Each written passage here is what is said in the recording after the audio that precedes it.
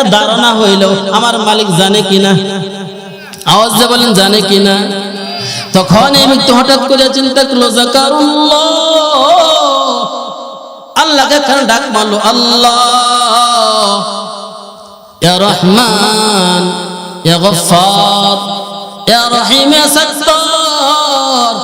এই ব্যক্তি এরকম ভাবে মনটাকে নরম করিয়া আল্লাহকে ডাকতেছে, আল্লাহ রব্বুল আলামিনকে ডাক মারলো আল্লাহ। আমরা একটা জবান খুলে ডাক দেই না আল্লাহ, আরেকবার বলি না আল্লাহ। ওই ব্যক্তি জাহান্নাম থেকে কাকে ডাকতেছে, আওয়াজ দিয়ে বলেন কাকে ডাকতেছে। আপনাদের কষ্ট হইতেছে কিনা? যখন এই ব্যক্তি একবার দুইবার তিনবার আল্লাহ রব্বুল আলামিনকে স্মরণ করিয়া চিৎকার মারিয়া ডাকে আল্লাহ, আল্লাহ রব্বুল আলামিন সঙ্গে সঙ্গে জিব্রাইলকে বলল, জিব্রাইল তুমি যাও যাও যাও, কোন পাগলটা জানি জাহান্নাম থেকে আমাকে ডাকতেছে, কোন পাগলটা জানি জাহান্নামে বসে আমাকে স্মরণ করতেছে, কেন ডাকতেছে এই খবর আমার আল্লাহ জানে কিনা বলেন, আর একটু জোরা বলেন জানে কিনা। আল্লাহ রব্বুল আলামিন যখন জিব্রাইলকে বলল, জিব্রাইল তুমি একটু খবর নিয়ে দেখো এই পাগলটা কেন জাহান্নাম থেকে ডাকতেছে।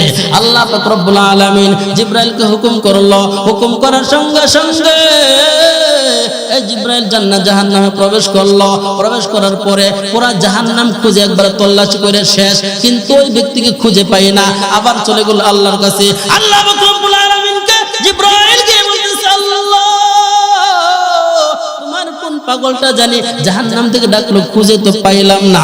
আল্লাহ পাক রব্বুল আলামিন বলল, জিব্রাইল আবার যাও যাও যাও, আমার অন্তরে কেমন জানি লাগতেছে। আল্লাহ পাক রব্বুল আলামিনকে যদি কোন বান্দা ডাকে, এই বান্দা যদি অপরাধ করে, বলেন তো এই বান্দাকে সৃষ্টি করেছেন কি? আওয়াজ দিয়ে বলেন সৃষ্টি করছেন কি?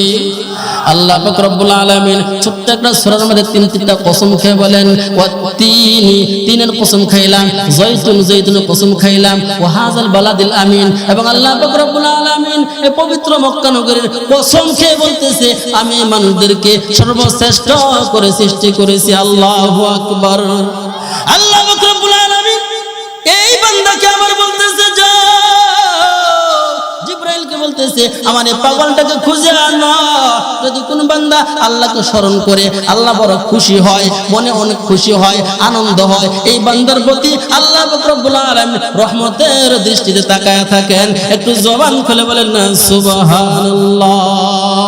আল্লাহ পাক রব্বুল আলামিন যখন জিব্রাইলকে বলল, জিব্রাইল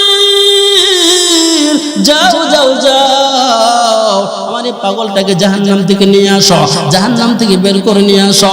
আল্লাহ পাক রব্বুল আলামিন হুকুম করলো, আবার আসলো। আসার পরে দেখতে পারলো এই ব্যক্তিটা জাহান্নামের একটা কিনারায় পড়ে আছে, একেবারে আংরা কুশ্রী কালো বিশ্রী হয়ে আছে, চিনার কোনো কায়দা নাই। আমার চেহারাটা কত সুন্দর, আপনার চেহারাটা কত সুন্দর, বলেন তো এত সুন্দর করে কে সৃষ্টি করেছে?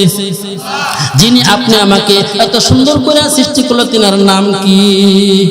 একটু জোরে বলেন না কি?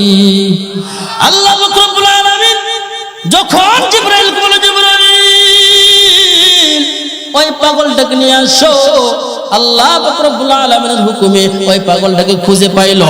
পাওয়ার পরে আল্লাহ রব্বুল আলামিন জিব্রাইলকে বলে, জিব্রাইল